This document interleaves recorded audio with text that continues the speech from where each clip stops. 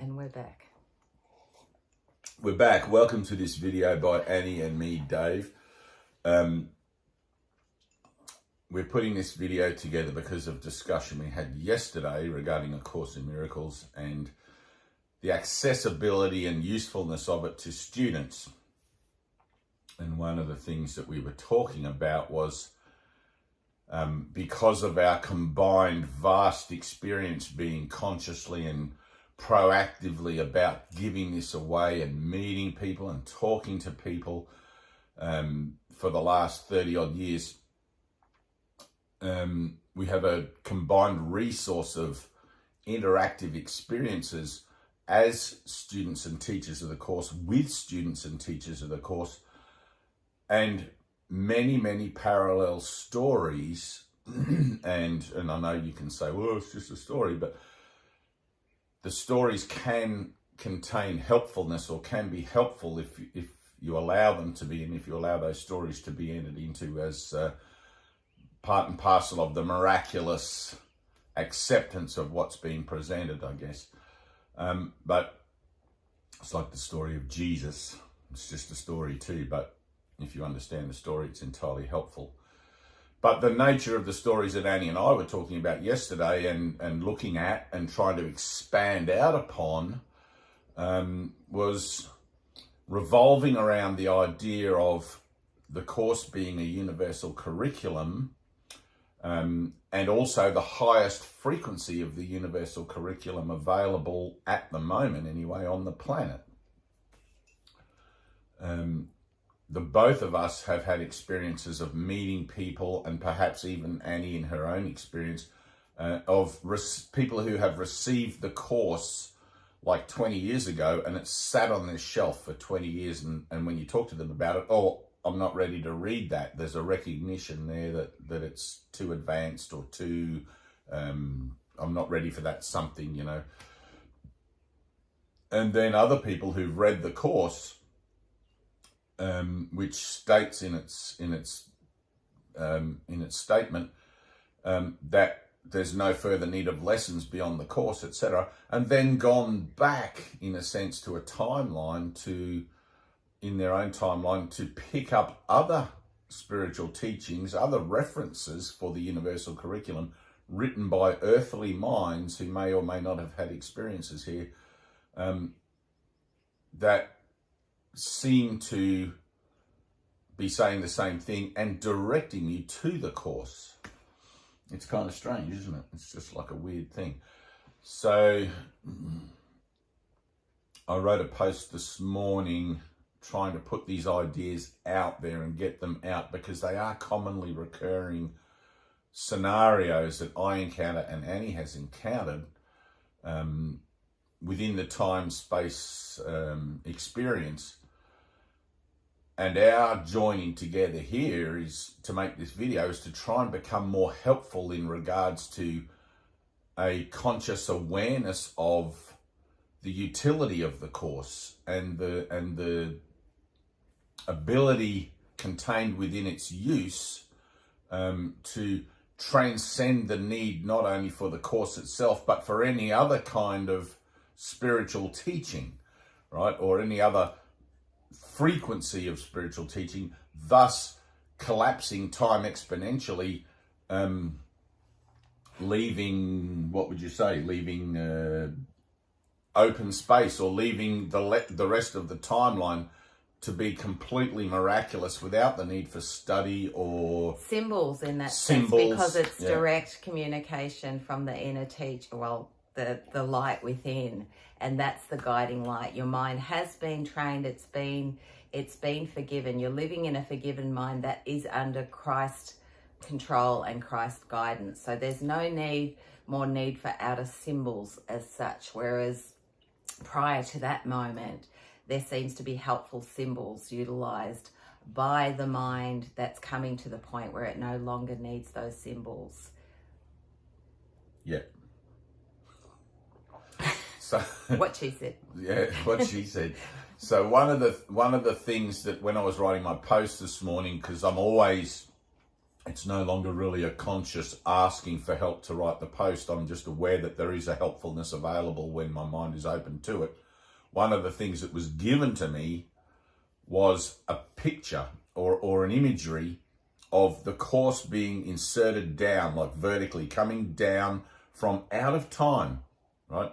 And landing plonk on my timeline, plonk, and I walk into it. Now, my timeline is already written because my script in separation is already written just as the script of salvation is. But all of a sudden, here's this thing that comes from out of time, boom, which technically shouldn't be there, or it is there, but wouldn't ordinarily have been there had I not somewhere in my mind questioned for a better way or an answer to whatever the hell I think's going on, right? Boom, in it comes. Now, my ability to, I guess, use the course to the fullness of its capacity to relieve me from further pain, suffering, and death in the remainder of my script of time and space depends upon my willingness to take it at its face value for what it says, that there is no world, the world I see holds nothing that I want, and all of these sorts of things. And yesterday I had an interesting moment just with a guy who was sort of looking at the course with us at our little stall that we had set up. And I said to him, do you still have an agenda in the world? Keeping my finger on my nose, but do you still have an agenda in the world? And he sat for a minute and thought about it, and then he agreed, yes, he did. So whilst there is any agenda there, the fullness of the message of the course cannot be heard in its entirety, but it can be heard in part according to your willingness to allow yourself to be led reasonably to your own conclusions, perhaps, about your agendas and in comparison, perhaps, to what is being offered by the course, right? So, but when the course says, this course is just a beginning, in no way does that imply that is the beginning of the rest of your timeline of studying every kind of manual, handbook, and script and scroll of spiritual nature that you think you're going to need to be able to master the conceptual notion of enlightenment in order to achieve it. Right? Or does it mean when it says this course is just a beginning, that there's some better symbol that's going to come in, like some new book or something like that? That's not what he's talking about when he says this course is just a beginning. It's the beginning of your liberation. It's the beginning of your awareness of your liberation. And it's like liberation beyond the need to examine it or interact with it as a concept is where liberation actually begins. Until then, it's kind of like dipping your toe in the water and you're just saying, oh, liberation, let me just, boop. It's like, oh, maybe. And I guess we've all done that to some extent in various situations that are presented to us in life. We want assurances and we look for our safety in those things, but it's not until we're either at a point where we've got nothing left to lose but to jump in wholeheartedly, or we can recognize within ourselves, at least conceptually, that our fears about the subject aren't going to ultimately change the nature of our decision about jumping in wholeheartedly. So one of the things that I have noticed, how would I put this, is people that read the course and then say to me, they'll say things like, oh, I did that course 20 years ago, and now they're reading something like A Course of Love, or it's like, you know, and at first, like, I get it now because of the post I wrote today and because of the discussions we've been having about this, but at first I'm like, how the hell can you read A Course in Miracles and then go back to something else that has nothing to do with A Course in Miracles at all, which A Course in Love does not. It does not speak purely from a singular and uncompromising position. But I get it. It's because A Course in Miracles has been dropped onto the timeline of that person as a waypoint as something that shows you or allows you to recognize, at least in the dim, dark, distant awareness of it, that there is no world, and that's possibly an experience that you're going to have because the universal experience is not only possible but necessary. But it doesn't alleviate you from the rest of your script of studying all those other books, unless you're watching a video like this and you can take it on board for a second that perhaps the rest of your script can be entirely different if you want it to be, not requiring all that study, not because the miracle is not limited by my ideas about it or your ideas about it or by our collective ideas about it. So, and I have had people say to me, oh, well, it's necessary that I go back and I do these steps because I've found the course, and they've recognized it in their own mind. They've found the course and it's a bit advanced for them, and they'll go back and perhaps for a decade be reading other things, and they'll come back around to the course again, you know, and you may have to do that, but I'm absolutely certain and guaranteeing you now, you don't have to, because the purpose of the course is to teach you to collapse time in your own association, and along with that, all the particulars of time that you think you need to bring about that collapse, right? We're looking at a journey that is already over. We're standing at the end of time together now, looking at something that has already gone by, laughing together at our foibles about trying to put together some sort of conceptual association that tells us what we need to do to be where we actually are. So in the interest of being helpful and helping to facilitate that and lubricate the sides of the passageway, Annie and I thought we'd put together this video. And I really don't know if anyone out there's going to hear it, but I'm hoping that I'm hearing it. And definitely reading the post is very clear. Like, this video is not, the post is really clear. Thank you, is it? Right, yeah. Thank you. It's really clear. Yeah, so, but yeah, I feel there's much more to be said on this subject, because like the amount of people, like there would be very few, I mean, people that I have met who've picked up the course and gone, aha, this is it, and then they've read it, and then that's it, that's the end of the matter. Their interest in spiritual stuff has just fallen away, and they go on to live just a normal, miraculous life, like a free, like happy, peaceful, without compromise. I think I've probably met more that haven't had A Course in Miracles, the book, in their life. Right, actually. yeah.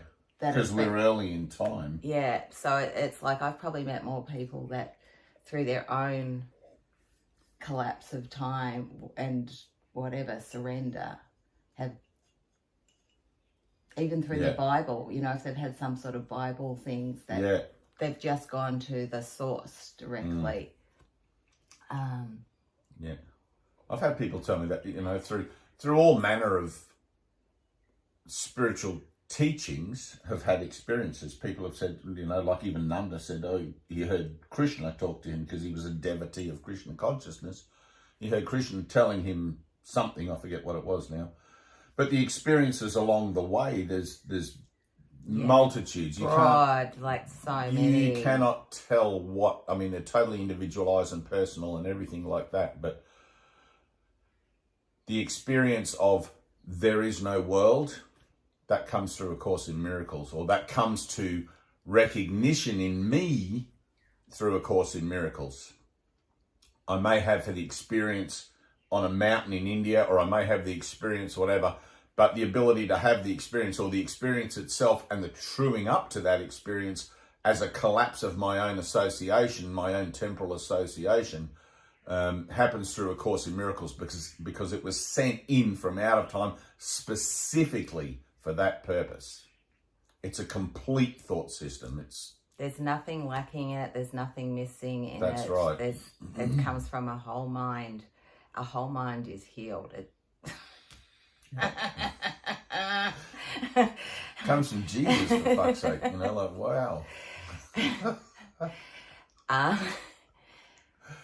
And yeah, I would just say that read the post, which if we're uploading this video, that post should be in part of the description. Yeah, I'll upload this video to YouTube, and then if you want to go on my Facebook page, which is Dave Fair, Phare, and you'll be able to read the post. What's the date today? No, we're going to put the post in the description, so it's with the YouTube. Oh, so we can do that? Yes, we can. Techniques. Annie knows techniques. Anyway, that's our 15 minutes of, we know that you probably can't focus past 15 minutes because that's where we start to go all wobbly at the edges. So we love you, and I hope this has been helpful because that's our intent. Have we got anything else to say? No, but if there's any updates, we can do little add-on videos that are like part of it. But really, the post says it all. The post really does say it all. The post does say it all. If you trip over the course in your journey somewhere and you find you spend a few years or 10 years or whatever reading or whatever, like maybe you can refer to this video and be like, oh, I remember those guys. They said something about this, because there'll be a point where you go, now what do? Jesus is telling me there is no more need for the lessons. I have no further use for them. Now what? Right? Now what doesn't even really come into it. Now just be at peace, right? Let the peace of God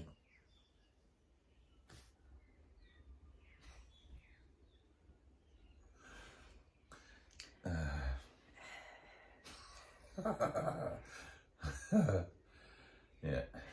So this video, like Jesus tells you in the course itself, he tells you every step of the way what can happen it's within the course, what will happen, what can happen. So this video is like one of those little markers. Yeah, no, it is, you're right. It's a marker. Who the hell knows what these markers are supposed to look like? Looks like you and me in bed having hot chocolate and that and making a video. So anyway, we love you. Oh.